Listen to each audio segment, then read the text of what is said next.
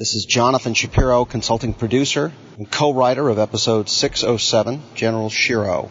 And you're listening to the Blacklist Exposed on Golden Spiral Media. Damn bugs.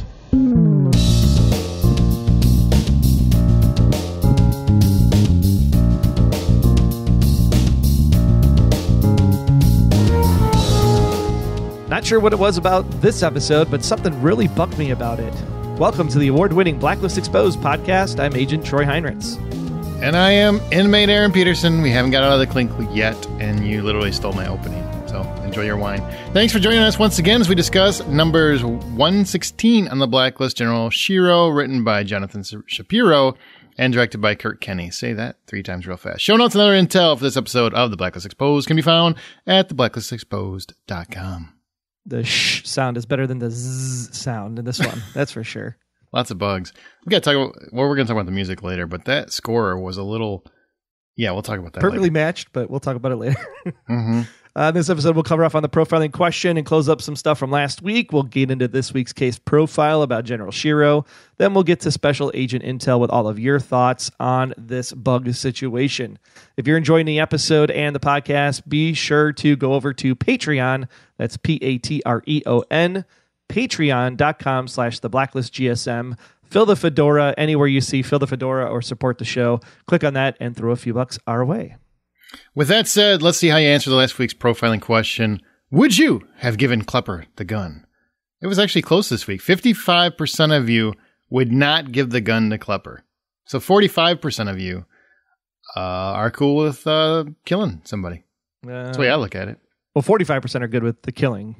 55%. That's what I just said. That's what I just said. You stole my opening, then you steal my comments. Is that what we're going to do this whole time? Well, we've also got some other comments from listeners. Brandon says, yes, and then backed myself out the door. LOL. Let's see what he did there. Coleman said, why not? If someone wants to die, who am I not to let them? I think that's the guy that Red would want on his jury. I would argue if you work for the government, you literally are supposed to stop them, but whatever. Carolyn says, no way would I have given Klepper the gun, but if I were Liz, I would have.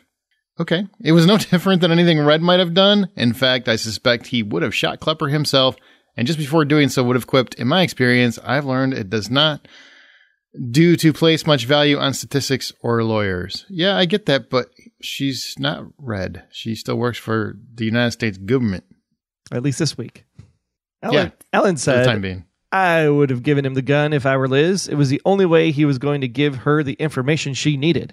Plus, letting him kill himself kept him from telling the FBI that Liz was not only there, but also what she wanted from him. Besides, think of all the money she saved the taxpayers by not putting him in prison. Anita said, Liz shouldn't have trusted the info he gave her about this nurse that easily. What if the info is fake? She could have taken that bullet out of the gun instead, got the info, had them checked while getting him arrested. Old Liz would have acted that way to save his life. New Liz is behaving more and more recklessly in many ways. Anita, I get what you're saying, but she didn't have that much time to do all those things. The only thing I would say, which nobody seems to be really commenting on, is I wouldn't have handed him the gun. Just leave it there, and then he can get his ass up and get it himself when we leave. Yeah, if he's really all about his VSL formula, then he would have gotten up and killed himself anyway. Yeah. Or he's a hypocrite in that case, and then his whole regime would have been ruined anyway, and the FBI would have caught up to him, and he would have been put in jail. So he's got bad stats, and he's lazy. Bad combination. Oh, my gosh. A few additional bits of feedback we got from last week via email. It came in late. Linda said that Klepper wasn't restrained in any manner. He could have gotten the gun all by himself, as you said. Hey, I should have read ahead. There you go. So the entire purpose of all that stupidity was just to see where Liz's moral compass has come to and to cause anxiety between Liz and Jennifer. I would totally give him the gun. He'd given me the name, then I'd put the gun back in the cabinet so he could get it when I walked out. Kelly said I wouldn't have given Klepper the gun because once he's revealed that there was a nurse, I'm sure there are many ways Liz could have found out her name. I don't know. I would also like to respond to the topic of Red being a bad guy. Yes, Red has killed many. I got a feeling this is pointing at me, right? It's totally pointing at you. Yes, Red has killed many and has done a myriad of bad things, but they have all been done to people who were part of or played a role in the criminal world. I can't think of an example of a civilian or innocent bystander that Red intentionally harmed. Red does have a moral code, and he has done many selfless deeds alongside his selfish ones. A lot of us defend him and take his side because we believe at his core, by nature, Red is good. We see his kindness and humanity in the way he is with Liz and the way that he treats women and children. I'm laughing internally. Don't take offense, but I'm laughing internally. For some reason, which we are still waiting to find out, Red was forced or compelled to take on the persona of Raymond Reddington and commit horrible acts in order to survive and maintain that cover. But once in a while, we see that it eats at him. We're going to agree to disagree. Think of all the innocent bystanders that are family members and everything else that are just sitting by and suffering because Red Reddington selfishly needed to get away with something. You know how many people he harmed that were innocents? Every single person that Ukrainian and the pilot, when he took the bomb and ran away and allowed him to take that bomb. When that bomb explodes, all the innocent people there that are going to die, that's on Red's hands. He is, I get, okay, we can agree that he's likable and enjoyable and he has a heart. A lot of great villains have a heart and they have good intentions. I would argue, in fact, that no great villain would be a great villain unless they had, in their mind, good intentions. So he believes what he's doing is the right thing, absolutely. But is it the right thing? I'd say absolutely not. He's a bad guy, period. I see what you're saying, and I'm not trying to discount what you're saying, Kelly. I just 100% disagree with you. That's all. Part of me just wants to recite that bad guy code from Wreck-It Ralph. It's like there's a lot of villains that I love to death, and he's one of them. I wouldn't put him in the way that you're explaining him is what I think of when I think of Jack Bauer. He does some bad things along the way, but it's all in the service of good, and he's doing it for the right reasons. Red is doing it primarily for selfish reasons. Agree. Selfish is the key word. Selfish can never be heroic. All right, so how can Dembe know Liz is like Katerina? This is our new profiling question. How can Dembe know Liz is like Katerina if Dembe was saved after Katerina went into the ocean? Very clear choice of words there. We're going to talk about that later. Didn't say Katerina died. It said Katerina went into the ocean. So that'll be an interesting one to see what you guys come up with. I mean, people will give you the table answers. We want to go deep here, people. Do the math. Multiply out the years, carry the one. Come up with some good stories in this one. We like to see some creativity this week. There is one other thing we need to talk about before we get into everything else, before you get to hear the sexiness that's coming your way. And that is C2E2, my friend. What is C2E2, Aaron? C2E2 is a convention of sorts. It happens in Chicago. It's basically Comic-Con for Chicago in a way. And a couple years ago, we had a panel for the Blacklist out there.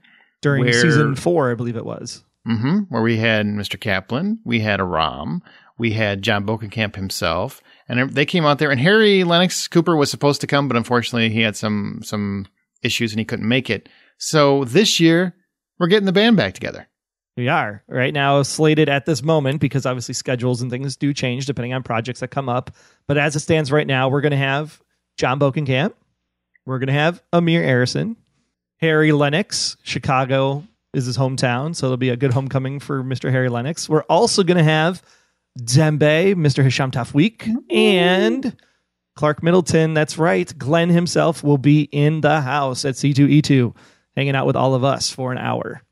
It's like having all of Red's merry band of misfits in one location where we can ask them anything we want. Anything you want to ask them, you can ask them if you show up at that panel. So please, please, please make your plans to come out. When is it going to be, Troy? It is going to be March 23rd. I believe we're at 1:30 in the afternoon up in the 4th floor rooms. What you want to do is go over to C2E2. That's like C Charlie, E as in Edward, 2 is the number, C2E2.com. And then click at the top left. There's badges. You want to buy your badge in advance. Because if you buy your badge in advance, there's a small discount. You can buy one for just the day, for Saturday, or you can go ahead and buy one for the whole weekend, because C2E2 has there's a Clueless reunion panel that's going to be happening. There are these guys that were named Daniel LaRusso and Johnny from the Karate Kid. Yes, Cobra Kai is going to have a panel there, which is also produced by Sony. So you're not going to want to miss this weekend. It's a lot of fun. And I will tell you that Troy and I will be at the Blacklist panel. So definitely come check that out. That we're going to be part of it. So we want the Blacklist Exposed audience to represent. Get out there, buy your tickets, find a way, come see it. It was a blast last time. It's going to be a great time this time. You never know if it's ever going to happen again, so you don't want to miss the opportunity to see your favorite actors and to ask them any Blacklist question you want. And also, I'm gonna be doing the Karate Kid one too, the Cobra Kai, the next day. So come check that out as well. What? Yeah, that is so awesome. That's so cool. That's the rumor. I will sweep a leg at some point. I promise. That's my deal. I have to sweep someone's leg. None of the actors, but definitely probably Troy is really what I'm going to go with. If Troy's there, I'm probably going to sweep his leg. That's right, because it is on the main stage. He's going to sweep his own, tripping up the stairs. So that should be a lot of fun. But don't miss the Blacklist panel. I think this is going to be a lot of fun. I'm not even just saying that to get you guys to come. The last time was such a great time. You guys do not want to miss it. You love the show. Come check it out. And plus, Chicago's a great town, and winter will be mostly over by then. So you'll be okay. And the best part about it all is that after the panel is over, probably about 3 to 6 or so for about a couple hours, we're just going to hang out. So at least I'm going to hang out. Aaron might have some other things he's got to do since he's like a big shot now with the Cobra Kai panel. No. The honest to God truth is this is actually my anniversary weekend. So we have had plans for the entire time. So I will come to the after shindig for a little bit, but I will not be able to stay the entire time. So it'll just be like the short time because I already had plans and I had them long before the panel was set up. Yeah, so we'll just we'll hang out after the panel. If you want to hang out with us, just stay out in the hallway there. We'll get a group together and then we'll find some place to go because C2E2 is a lot of people. And I know that a lot of people. We did get to a bar area that we were able to get some drinks last time, but I don't know, depending on time of day and all that, how it'll work out. So if we have to go offsite, we'll go offsite, and there's a bunch of stuff in the area, so we'll figure something out. We'll definitely figure something out. We'll have more details as we get closer to the event. So with all that, before someone tries to weaponize pugs, let's get to this week's case profile.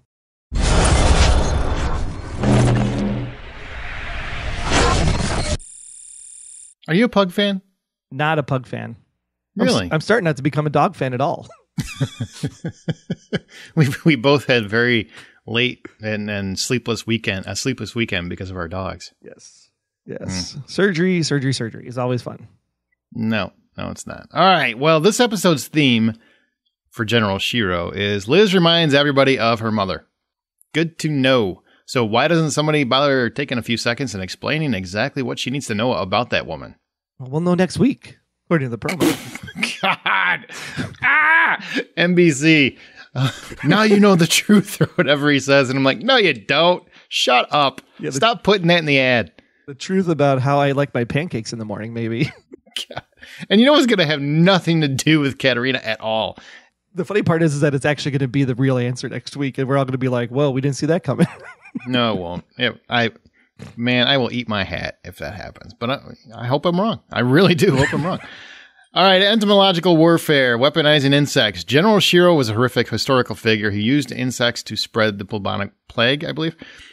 And in this episode, we start with a few deaths. A patent attorney's already been killed. A chemical manufacturer has already been killed. And we witness the death of the head of a biotech company, all killed. Yes, the guy that made Hexapine, the guy that created Hexapine, the guy that made Hexapine, and then the guy that was going to sell Hexapine, basically. Well, yeah, I haven't gotten to the Hexapine part. Yes. What did you think about the bugs? A lot of people were very, very creeped out, which is funny. All the episodes we've had, this is one where I've seen more people grossed out than in many of the other ones. Well, because bugs, people do not like bugs. Yeah, it's different when it's like one bug. When the throat opens and the cold open with the surgery and it's like all coming out of the throat, it's like, okay, I've seen Fringe. Fringe has had some pretty creepy things, but even I looked away at this one. I was like, no. Just skip the title card, keep going. It reminded me of Creepshow. I assume you've seen Creepshow. Oh, absolutely. Okay.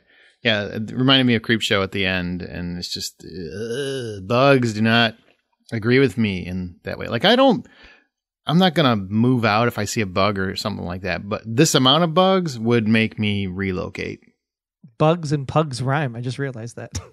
All right, Troy. It's cute when the kids try. All right, so beetle larvae have been ingested, hatched, humped a ton, and began feeding and clawing their way out of the victim's body. So that's how these people are dying. With their giant, extra long mandibles. Ugh. Could you ever look at...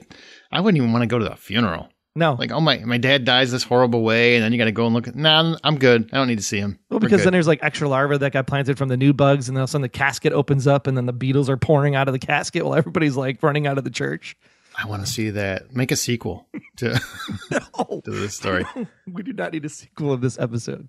So how do you feel about this particular Blacklister? Because this is it's an interesting way that they did it. I like the concept of the story, right? I think that's the key. I like the concept of the story about the whole, bugs are here to keep our planet alive and men are killing the planet. And it's like a global warming kind of angle to it, if you will. I like that concept of it. What I didn't like about it was that I don't understand how it fits into the greater concept of season 6. I'm sure we're going to get that answer. I know we always say, get answers quickly. It comes the next week. But for this episode in particular, there was nothing tying it to the case, nothing tying it to Liz and Jennifer to find out the truth. It just kind of felt like it was plugged in this week. Well, I liked the story, but I didn't, like the whole, it didn't drive anything forward. That's not true. We got something at the end, but you know what? Hang tight. A piece of paper with a name. Well, an address. No, with an address. An address for the next person that he needs or whatever. That he doesn't know about. Right. Next person that's going to hold the key to getting his immunity deal. So it was connected. I mean, it took the whole episode to get to that connection, but it was connected. Yeah, but the fact just very loosely, just like many of this season has been, very, very loosely. It seems like we're getting one little piece to get to the next piece, to the next piece, to basically keep right on trial for about 10 episodes so we can get to whatever is going to get him that new deal. But does Mark Lynn Baker's character really consider himself a General Shiro at the end of the day? I mean, to come up with that tie to Shiro in particular? Or was he just doing this to do it because he knew how to do it? I mean, did he really have General Shiro in the back of his mind as he's planning his deaths in order to make this happen? Well, it sounds more like that was given to him versus him declaring himself that way. Exactly. That's why it was like, what does the General Shiro thing have to do with it? Other than you explained how it ties into each other, with the open of the task force, Liz giving him the thing.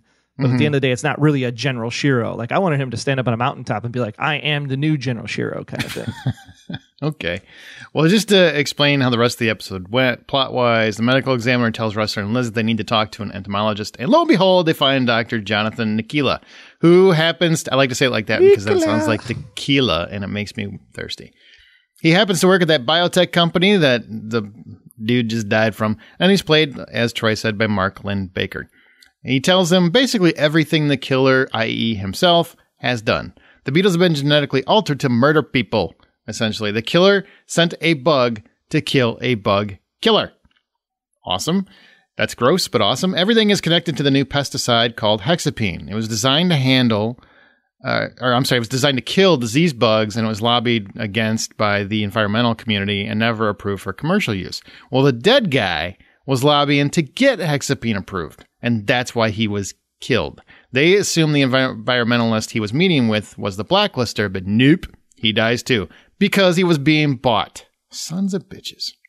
Everyone is when they're lobbying the government. Yep, it happens. This is what lobbyists do. They find a way to buy people off. I don't know if it's true, that's just what I hear. We end up at the Committee on Energy and Commerce, where Nicola is the star witness. The post office thinks he is the next victim, but no. Instead, Nicola kills the committee chairman and proclaims that, quote unquote, without insects, the earth will become a deep, dark graveyard because we killed off its most important inhabitants. My crime was to create a pesticide that kills them off. The least I could do was help them fight back by giving them the tools and traits to survive. How about that declaration? There you go. There's your mountaintop. It was an awesome speech. He's just going on and on. The whole courtroom is running away, trying to figure out what the hell this guy's chugging about. And Mark Lynn Baker just plays it so well. He's just right there on his mountaintop, giving the whole speech and just going with it, and doesn't even flinch an eye. It was beautiful. I thought it was very well acted. Yeah, and I would like to argue the point. Without insects, yeah, I get it. We'd become a graveyard and whatnot, but I'm good with that because I hate bugs, especially bees. If you could wipe out all the bees, and I know they're very important, but I don't care. Get rid of them all. We need the people to drop pollen from one flower to the other in order for us to eat. It's important. Yeah, otherwise, you're going to eat bugs and cockroaches. I'd rather starve. They're SOBs, man. I'm not a fan. Just mosquitoes. Don't need mosquitoes. Bees we need. Spiders we need. Beetles and mosquitoes, no. Do you know I've been stung over 130 times in my life? I know. We've True talked story. about this on the show, actually. Yeah, I'm just letting you know. You remember the bee? I don't need them. You remember the bee lady? You want that episode back again? Never. Well, nothing says guilty like that statement, and we learn that Nicola is on a bit of a high horse. One might say he is standing tall on the wings of his dream, rising and falling on the wings of his dream. And he poisoned 6 people. Everybody cringes. Samar and Aram watch. The bug man kills himself because nothing's going to stop him now. You're welcome. Enjoy. There's a chance to play that song there, too. I was like, nothing's going to stop me now. Perfect Strangers. I miss Balky. So that's everybody, someone said, this is why I take offense, because every time someone says Perfect Strangers, everybody's like, Balky. It's like Mark Lynn Baker was just as good in that show too. No. Disagree. I like them both a lot, but his character was what made the show stand out. So when you tell people about it, that's what stood out. I know, but they were equal. They were perfect strangers. They were 50-50. They weren't equal. You could say, hey, it's that show with Balky and Mark Lynn Baker. Yeah. What was Mark Lynn Baker's character name? I don't remember. It was like 20 years ago. Exactly my point. That's why Balky is much more memorable. Okay. But that's why people say Mark Lynn Baker, and nobody knows that his name is Bronson Pinchot. I already knew. I knew his name was Bronson Pinchot because Beverly Hills Cop. Yeah, but nobody else says that. They all say Balky. But that's the character in the show. That's what you're supposed to remember. All right. Anyways. That was the Blacklister. It feels like really just loosely connected to the whole red thing. I don't really feel like I agree with you in that it was very, very weak in the connection, but still overall decent episode. Yeah, we'll have to see what was his name? Falkirk. Michael Falkirk was the name on the little piece of paper. We'll see how that has to tie into this whole thing, because if it was just a stop to get to a stop to get to something else, I mean, there's no real good connection between Atticus and his friend, and what does this Falkirk guy have? It's just a name on a piece of paper. So I'm interested to see how if it closes up and it ties together really well, I'll eat my words. But right now it seems a little bit all over the map. Make sure there's no larva on those words. That's for sure. Where do you put this one in terms of for the season overall? Are you a fan of this episode? It was good enough, good, great, what? See, that's a hard one because I truly like the story concept. I really like the idea of the hexapine and the bugs are here to make the lives better for humanity. And, I love all of that. So that tells me like it's like a solid 7 or 8 out of 10. In the realm of the entire season, it just feels like it's lacking something. There's no Jennifer again this week. So that's an automatic ding right there. You got great courtroom stuff once again, but nothing really moves forward other than the jury selection.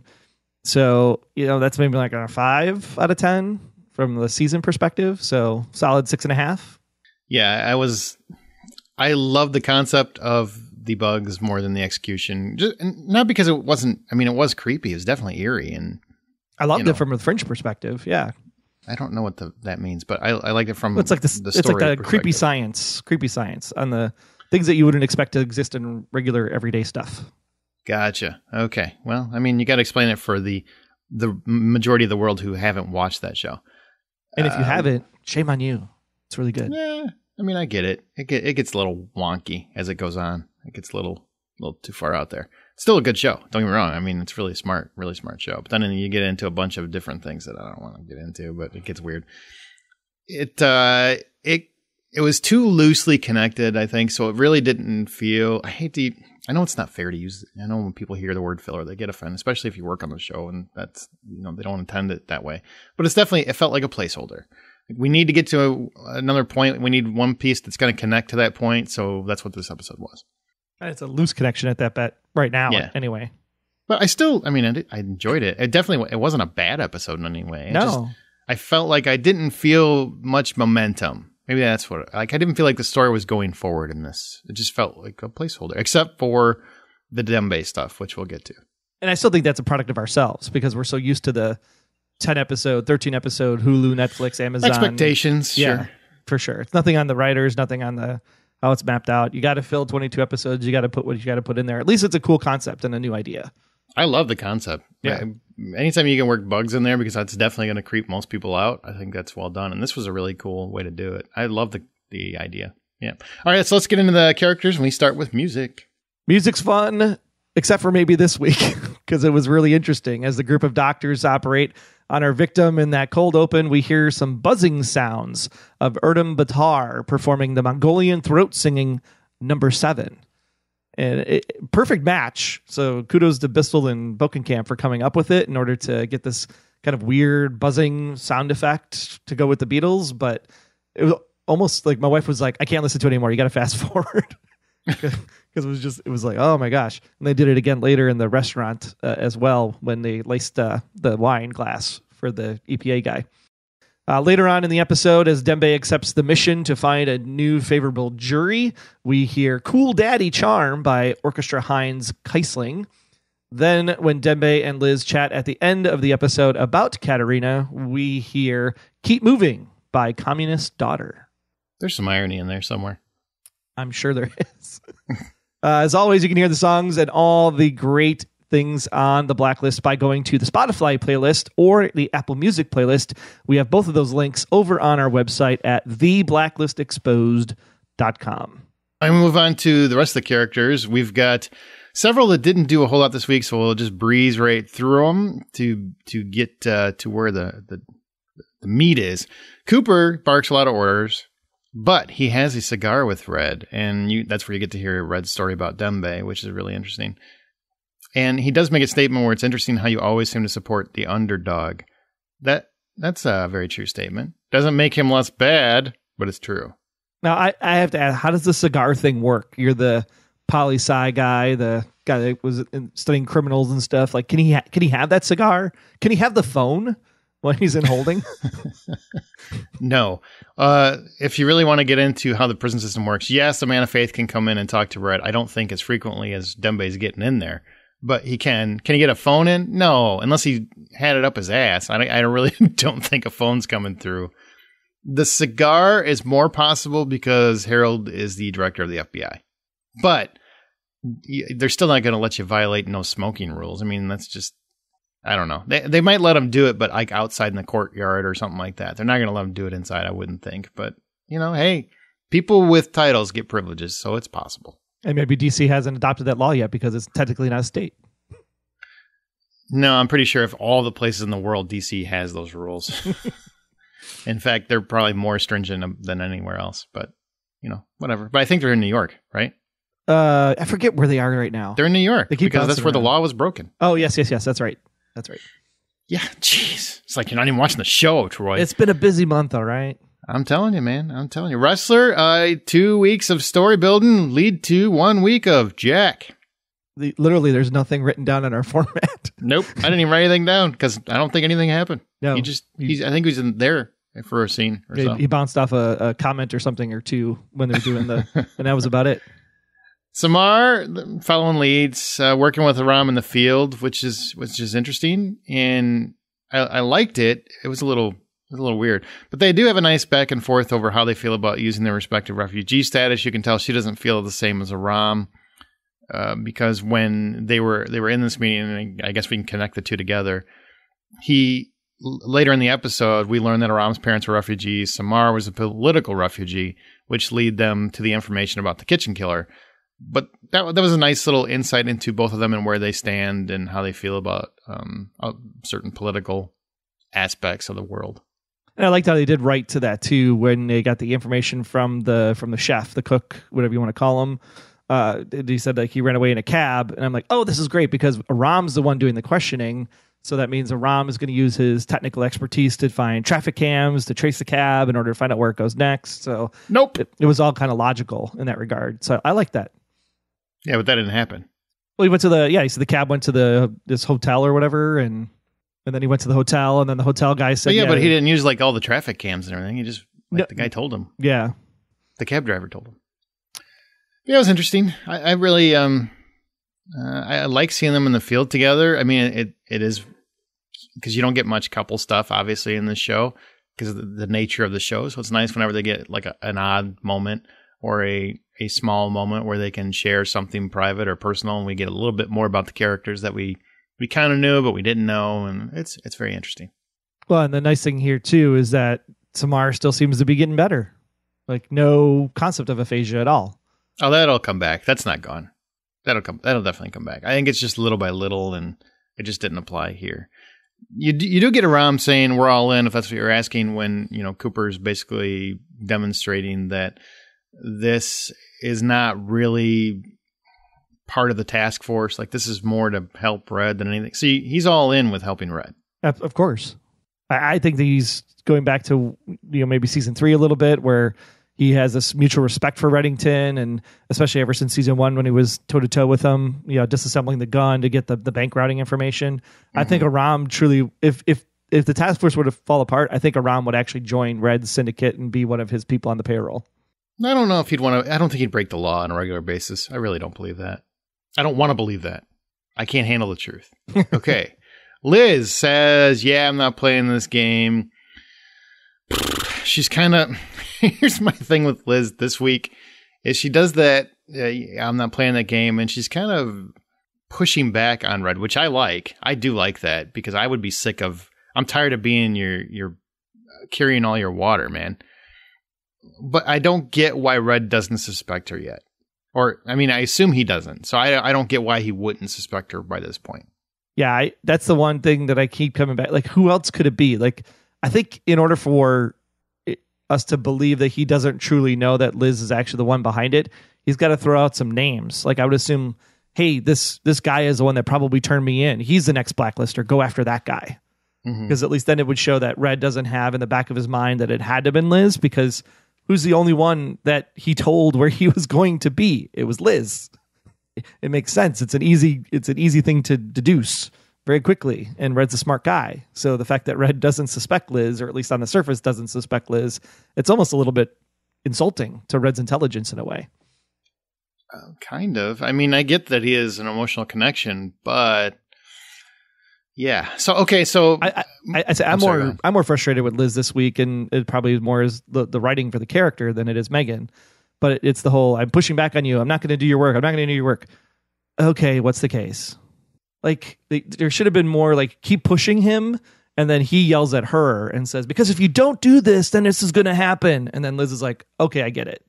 If they're going to argue, let them argue and get to a conclusion rather than just have her cave all the time.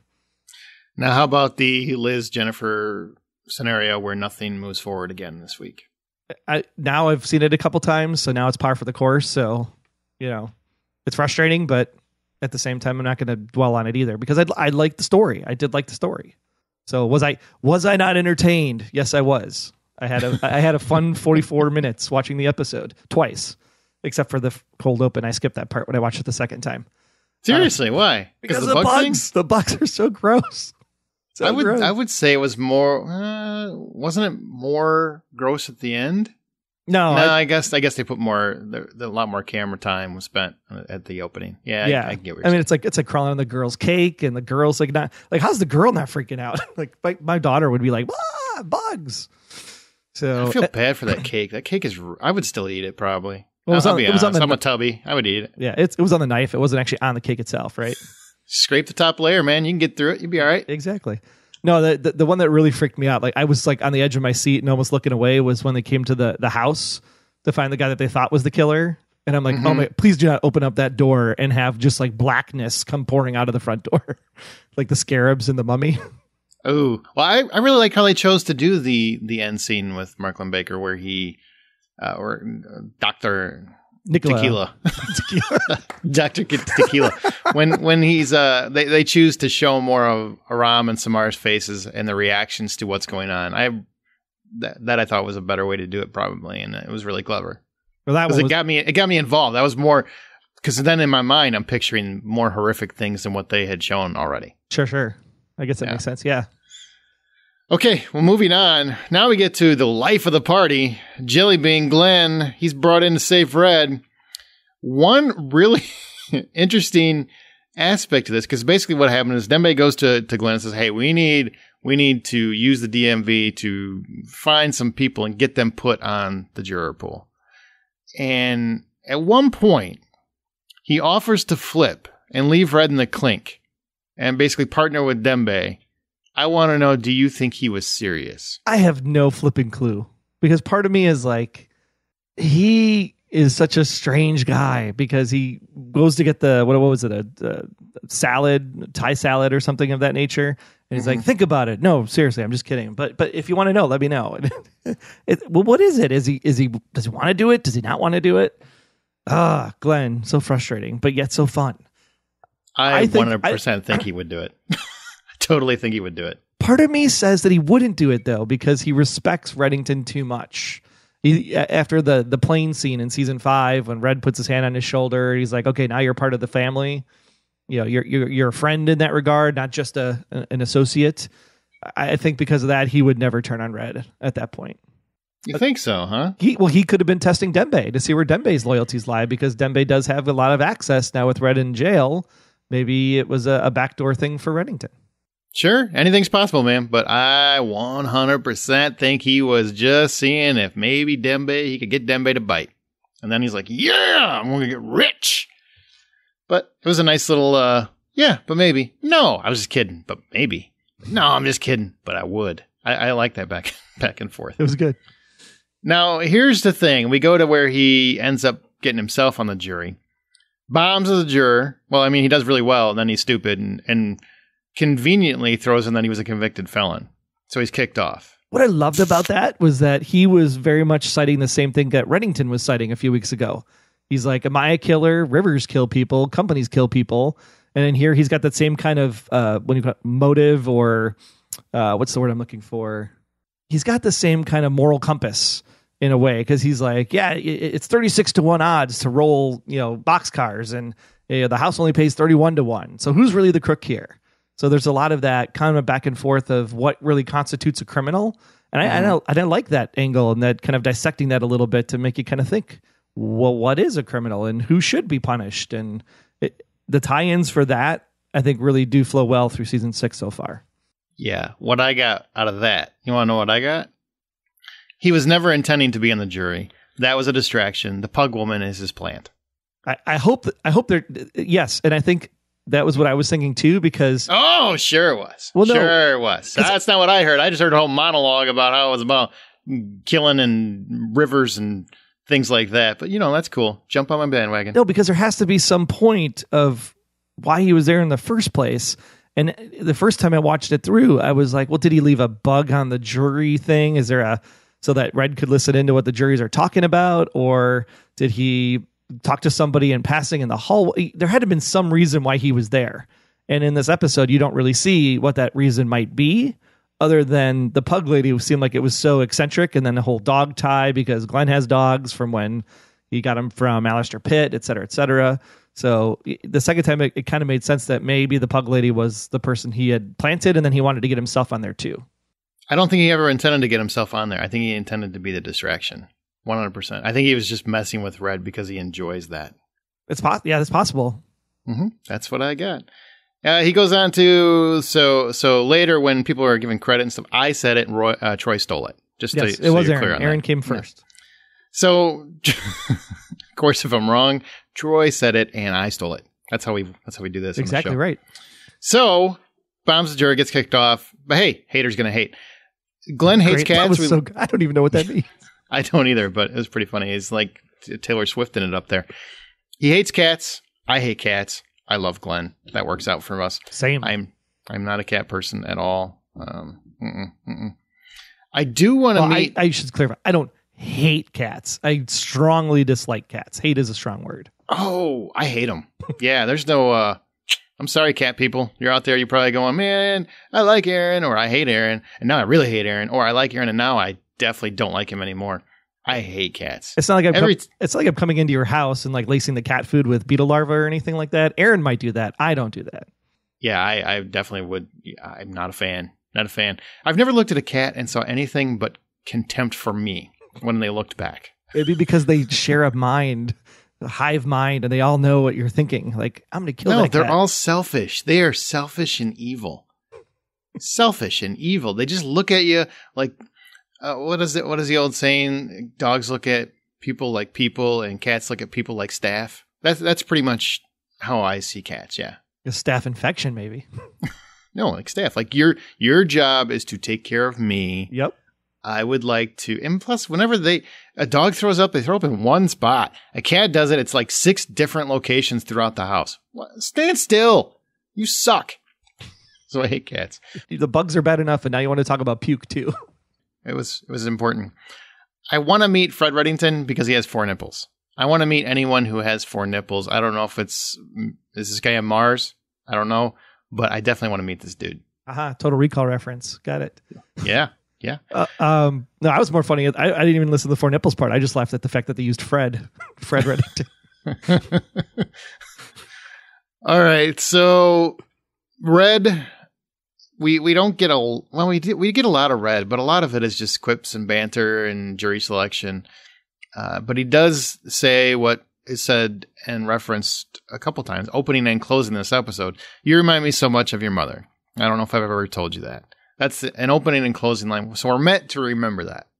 Would you agree with that statement? Absolutely. It's meant to not be subtle. It's meant to say, remember this. She reminds everybody of her mother, Katerina. So which the last time I think we heard that was the director saying it, right? Back in season 3. Mm-hmm.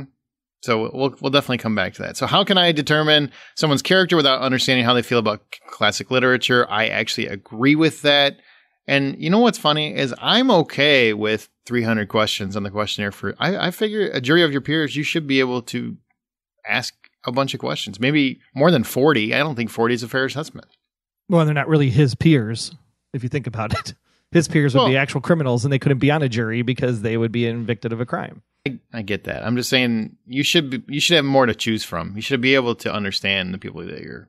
I have taken some of those, what do you call them, the personality assessments or even the competency assessments, the 360 exam, because I'm in HR. Some people call those for you inkblot test, psychiatric exam, something like that. No, not like that. No, just strictly just rating people, 1 to 5. How are they good? Are they good at this? Are they good at that? Are they good at this? And it's like, those are like 65 to 70 questions. Engagement survey for work is like 110 questions. So yeah, I think 40 questions is too light. All right, I might as well be the judge. I might as well ask the judge to let me go lie down in traffic. That was one of my favorite lines of the episode. And then we find Red needed Shiro's name to get to his files where he holds the address for another person that might hold the key to a new immunity deal. It's this whole chasing down this get out of jail free card.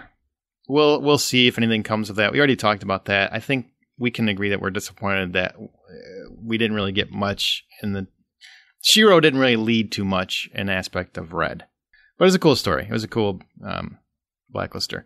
Red tells a story about a mission gone wrong where he drowned and Dembe found a door and beat the life back into his lungs. Basically, he did what Kate was supposed to do in Titanic, and she was too selfish to do so. And then goes on to say, Dembe has always saved me. That was a very sweet moment. Yeah, it's nice to see it reflect back because he's the one that saved Dembe. So it's a return the favor kind of thing. Well, you know what? He doesn't, in that aspect, he doesn't mention how he saved Dembe. He just mentions how he's always bailing him out. So yeah. He's returned that payment tenfold, I would say. Definitely with his loyalty, if nothing else. Yeah. Remember the one season where they thought Dembe was the one that poisoned him? Yeah, the one who poisoned him, and he had to figure out what he was going to do. Hell no. We know better. It's pretty cool that this character has come this far because for so long, when he originally... Yeah, him and Aram were supposed to be like one episode wonders or something. Yeah, when he was originally visualized, he wasn't meant to last for as long as he has, and now he's like a primary part of the Red Reddington mythos, which is fascinating. Hisham's really taken the character to a different place. Dembe is really where we get to the big meat of the episode. The "this sucks" line was really funny, and this is how you know the character has made it, in the course of the show, because we always talk about the most important person last. Mm-hmm. So now Dembe is last this week. Absolutely, he is the most important person. This sucks part was really funny to me because it was such a small thing at the beginning of the episode where why can't people of faith just be honest, or just say this sucks or whatever, and then it comes back to play, and it's so funny because I wasn't expecting it. I figured that was just a throwaway line, because Red's constantly saying things like this. So to have Dembe come back and throw it back at him was out of character in a way because Dembe doesn't make many jokes, and it was pretty funny. It was pretty good. I prefer the general optimism because Red knows it too. He's up against a wall. Right. If we found a way out of those situations, we'll find a way out of this one. He's trying to be the eternal optimist. Then we get the scene with Dembe and Liz where she says to him, "You know everything, don't you? All the answers I'm looking for." And he says, "I do." And he also concedes that Red was correct, that you remind me of her. So this is a twofold discussion point. The first one is he knows all the answers that she's looking for. At that point, why doesn't Liz try to pressure him a little bit? Respect for Dembe, maybe. Like she understands that he's in a hard place, and that if he were to talk, then he would end up dead. And she appreciates Dembe and what he can bring to the table. So for right now, he's like, okay, I'm gonna put this in the back of my brain, Dembe, but I'm gonna come back at you at some point. Okay, it was just one of those things where all she had to do was ask that question. I would have been perfectly satisfied with that. But the fact that question was not there is one of those TV frustrations, I guess, where you know the answer's not going to come, but at least ask the question. Give the guy let him dodge out of it however he wants. Like, that's for Red to tell you, I can't do that. Whatever he wants to say, but to not ask the follow up question, that was a missed opportunity in my mind. Or just tell me then, just some kind of emotion behind it. No, I don't want that, because then you're going to get the internet to, oh, she's being too whatever. I just wanted to ask the question because this is the entire center of your character for season 6, is that you're desperate for answers. You know someone has them all, and it's not the person that already told you he won't give them to you. Why don't you ask him if he will? So the question I have for you is, does the answer have to come out this season? Is that the whole arc of this season? Like, even if season 7 were to happen, does the answer have to come out this year? Well, we've talked about this before, and I said it should have came out last season. And I still hold to that. I think we're about a season too late from the majority of what's going on. Yeah, the Reddington... See, it's hard to say because I do enjoy the show. It's hard to make this statement without seeming like you're slamming the show, and I don't mean it like that. But we're at the point where in season 6, and yeah, the revelation of Raymond Reddington was great, and it was a huge throw to the show, and now we're going to have to do layers to get to the next point. I get that. But that was drawn out last year. It didn't need to take a whole season for that Bones scenario to play out. That was too drawn out. I don't want this to go. Yes, I think we should know something. Yeah. The short answer, yes. And then the follow-up question, Counselor, would be, do you think that it can go on after you have that answer? Do you think that it could still carry? Well, I don't need the full answer. I don't think anyone's expecting to know everything. But we need more than just... You can't have a scenario where there's a big mystery, and now you know that 2 people specifically know exactly what the answers that one character absolutely has to have, is willing to put another character in jail to get those answers, and then go the whole season and not get any? No, I wouldn't be okay with that. I think that would be very frustrating from a viewing perspective. I think I agree with you. I mean, I love the Blacklist, but at some point it's like, man, in the Netflix, Amazon, Hulu thing, like, you got 13 episodes at most to give me an answer, and then give me a new topic. It's just a short attention span that we're all accustomed to now, unfortunately. Well, and it would really, that would be a disservice to the character of Liz, and she already has to deal with, the internet. But to the character of Liz, I think it would be a real disservice, because then it makes her seem like an idiot. And that's not Megan's fault or anyone's fault. That's just, how the show is written, trying to drag it along. But if a character gets to this point and then they become satisfied with not getting an answer, and I don't know how it's going to play out, so I'm just speaking just off the cuff, if they were to drag it out until season 7 or whatever to answer those questions, to give her some answer of some kind, that would be too much, and it would really hurt the character of Liz in the long run, because it would make her seem like, well, you're an idiot for allowing that to stand. And we're being armchair, Monday morning quarterbacks. We're not TV writers by any stretch of the imagination. We watch a lot of TV, but at the same time, like we're not the experts, so we're not trying to dog on anyone's parade. But I'm speaking to what all the viewers I've seen, and what I personally feel is just, you can't introduce that. It was a bombshell that Liz finds this out. It's a bombshell that Liz is willing to put him in jail to get these answers. So anything short of some answer of some kind that gives her some satisfaction would be a disservice to the character. There you go. Well, you'll know the truth next week. No, you won't. Although it would be cool if you got something, then you got that week break to go, what? To stew on it. It would be fun. Which, by the way, we'll still have an episode the week that it doesn't air, because there is a break on March 1st, 2nd, whatever that. 2nd? First is a Friday. First is the Friday. All right, so moving on to the You Remind Me of Her. So that's where things get complicated.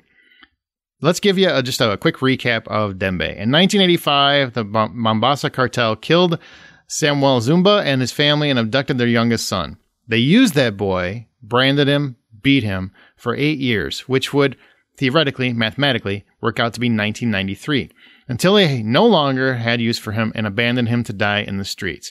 That's where Red found him. The boy went on to get a degree in English literature, became fluent in 4 languages, and is frankly splendid. That boy was Dembe Zuma. Look at you doing your homework this week. Yeah, I had to. I figured, because somebody's going to call me out if I don't. So since Red had his surgery in 1991... October. Okay, well, whatever. 1991. That means that this is after Cape May by most accounts. Agree? Agree. So how does Liz remind him of her unless she's still alive? Is there a way, let's answer that question first, that she can remind him of her if she's not still alive?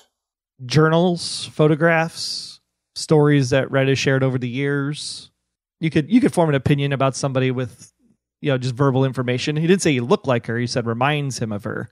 So yeah, but reminds of the character. Yeah, reminds to me, I will say no. There's no way, because me of her is a very personal attribute. That is saying reminds of what I know of her because I know her. I've met her or I've known her, whatever. So to me, this 100% confirms that she is not dead. What about you? I just have to take a moment here. Like I'm flummoxed. The roles have reversed.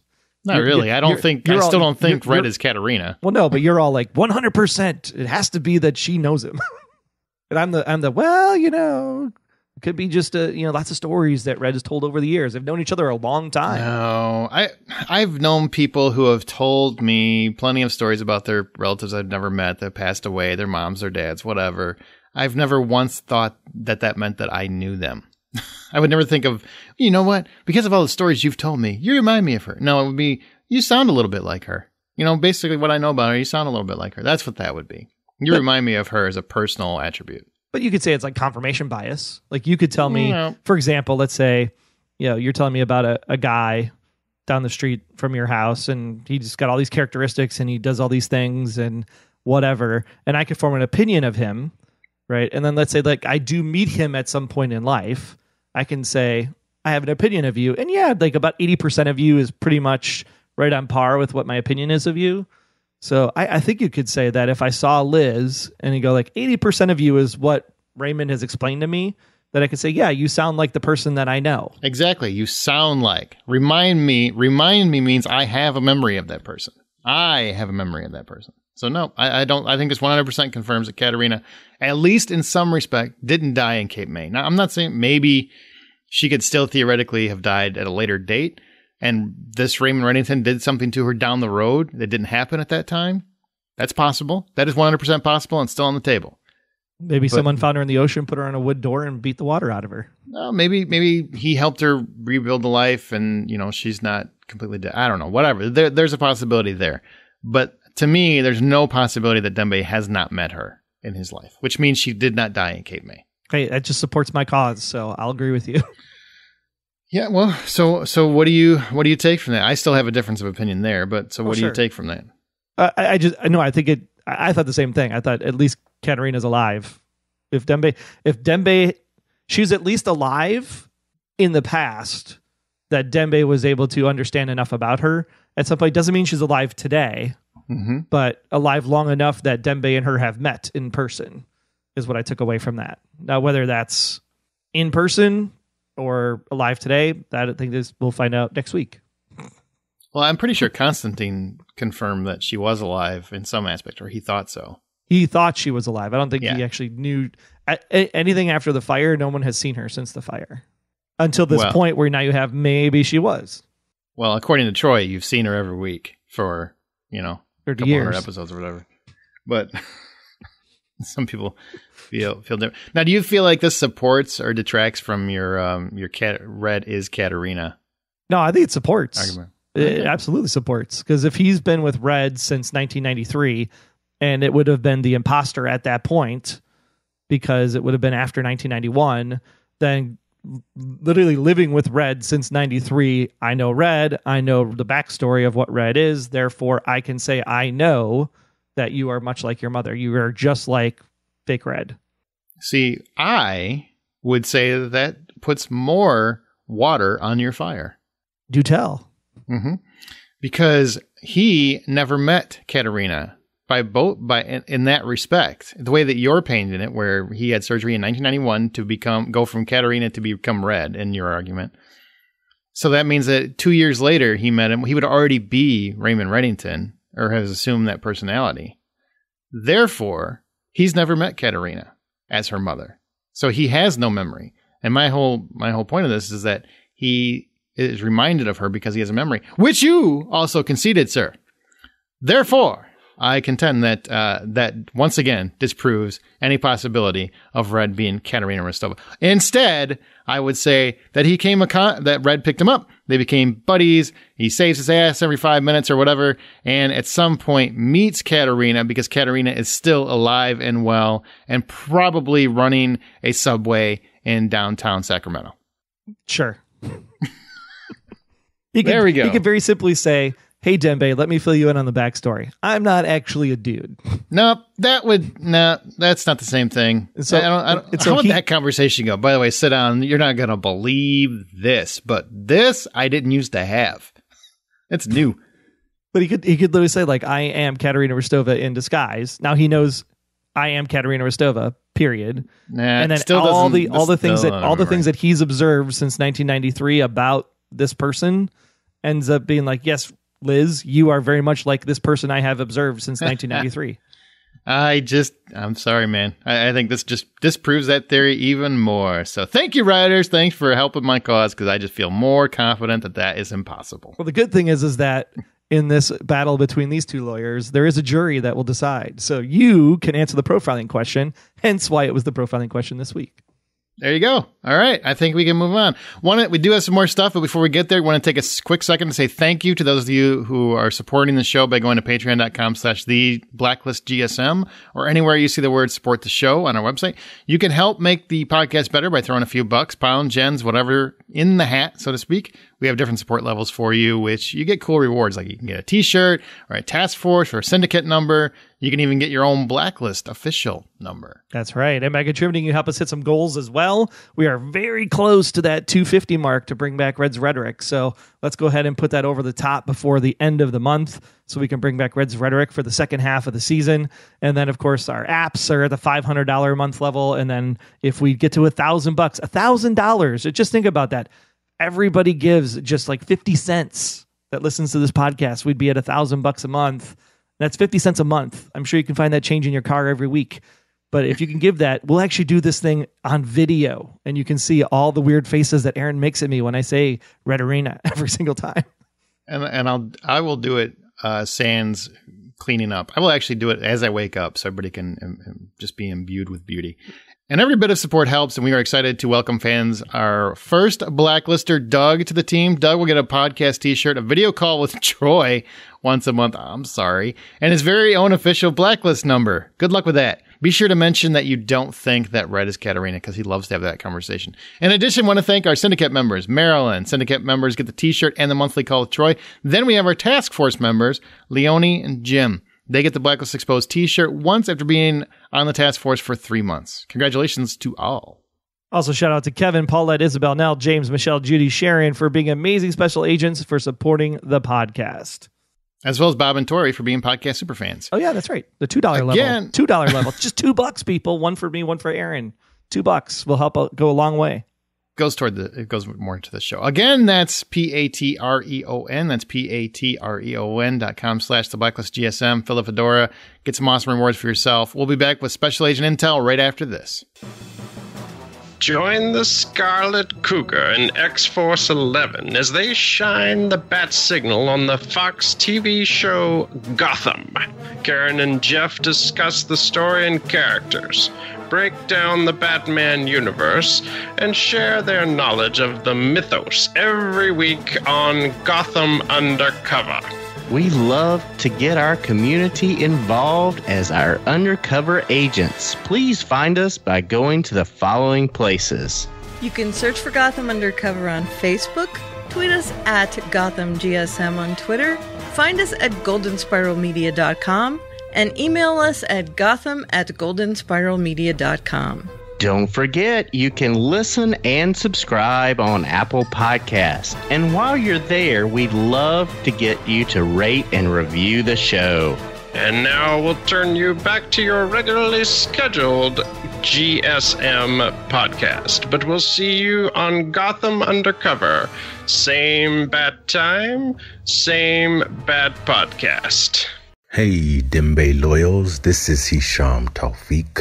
You are listening to Blacklist Exposed on Golden Spiral Media. All right, now it's time to see what you all thought about this week's episode with our special agent intel. Lizzie, is that the Lizzie? It is not the Lizzie. Oh, okay. Episodes rarely bother me, but this one is making my stomach churn and I'm squirming a lot. This is a nightmare inducer for sure. Yeah, it's bugs, I get it. Ellen said, was anyone else thinking of the roach scene from the 82 film Creepshow? We were. Yeah, definitely. Good call, Ellen. While watching this episode, I feel like I spent half the show with my eyes closed. She has more. No, that's Lola. That's a new one. Oh, sorry. I can't read. Lola, I'm beginning to think that somehow Susan Hargrave will come back with her team and they'll be the people to get Red out of jail. Unless she's not out of jail yet. Oh, wait, no, she did get out of jail. That's right, because she took Agnes. Yeah, she's got Agnes, and I don't think that'll happen. No. Grace said Red said that he didn't commit the crime he was being charged with. What if the real Red committed the treason before this man took on the persona? I think we talked about that last week, didn't we? Yeah, that's the I'm not Raymond Reddington, yo. Yeah, that's the I'm not Raymond Reddington defense. He's out. I think that's the easiest way to get out of it. Guess what, guys? We rode this out for about 10 episodes, but I need to get out of jail. I am not him, just so you know. You'll know the truth next week. We won't. Sharon, it appears that Samar may be better. She didn't seem to have any problems this week. Maybe the word game she's playing with Amar is helping. I'm sure it is, but I think they will come back to that personally. They have to. George, whether you love Red Arena or hate Red Arena, if it turns out to be true, Jellybean's reaction would be priceless. We already mentioned Dembe's family killed in 85 when he was 6 years old, survives 8 years when Red finds him at 14, which is 93. Poster has surgery with Kohler in 91. So Red we see today is the Red who found and saved Dembe. Yet tonight Dembe says Liz reminds him of Katarina. Yep, well, we talked about that pretty much in detail. Rory says, I got a close-up of the page Dembe took out of the book. The name on there is Michael Falkirk. Interesting, Kirk is in the name. Technically, yeah, because it wasn't his name. He was Alexander Kirk, but his real name is Konstantin Rostova. True. Maybe he's got multiple identities. Maybe the Kirk, you know what we haven't thought about? Maybe they always throw Kirk in there as a nod to William Shatner. Or just Kirk Douglas. Well, it would make more sense that it's William Shatner since he was on a show with James Spader. I'm just saying. Well, this week it was closer to Star Trek than anything, I guess. So, sure. Jeanette said, OMG, the emotions. You remind me of her, too.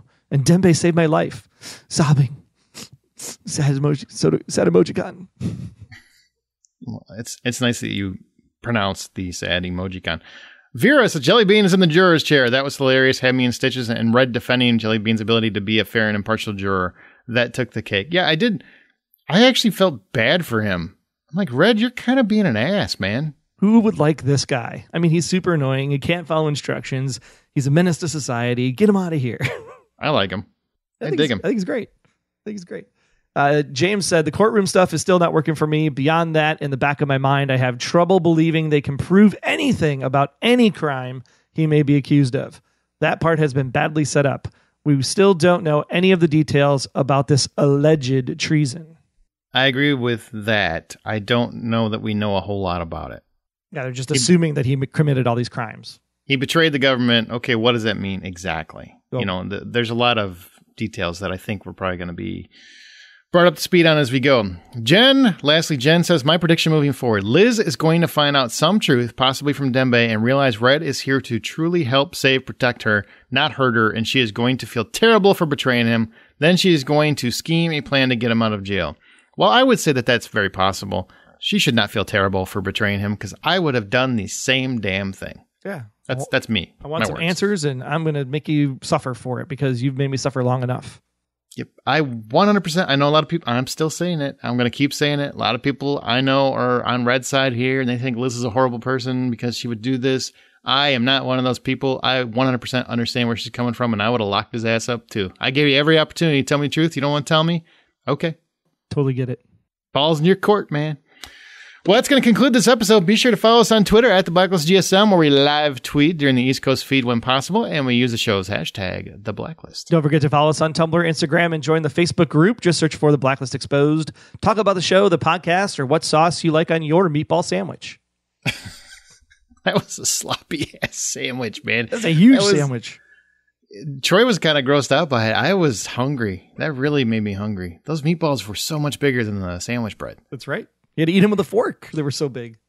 So good. No, I just want a meatball sandwich. All right. You can also subscribe to our show on Apple Podcasts, Google Podcasts, Spotify, and now Pandora, or from your favorite podcast player of choice. You can even listen from the website. Plus, I'll find all the intel and analysis about this episode for General Shiro by visiting theblacklistexposed.com. Big thanks for listening. Don't forget to answer our profiling question. How can Dembe know Liz is like Katerina if Dembe was rescued after Katerina went into the ocean? And I want to follow that up before we sign out of here. Next week is a twofer. It's a 2-hour extravaganza where, of course, we're going to learn the truth. So be prepared. I don't know how we're going to do our show that time. It really depends on what kind of revelations we get.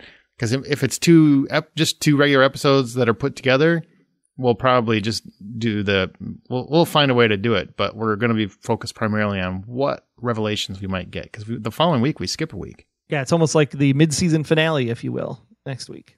Yeah, I think it's pretty close to that, right? Number-wise? Yeah, and then it'll be number 9 by the time the two-parter ends, and then we move into some interesting topics for later on after the break.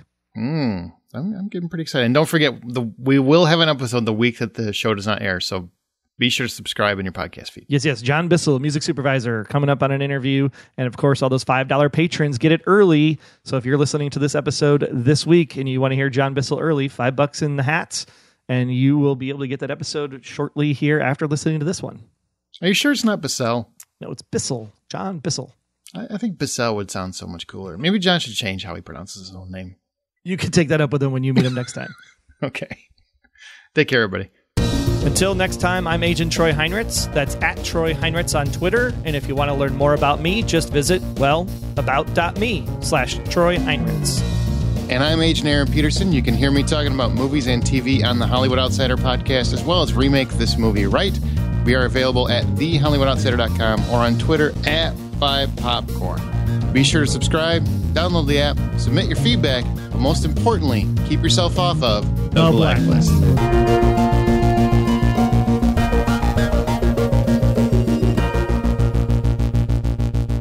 The Blacklist Exposed is a Golden Spiral Media production. Find more of our great podcasts at goldenspiralmedia.com/podcasts.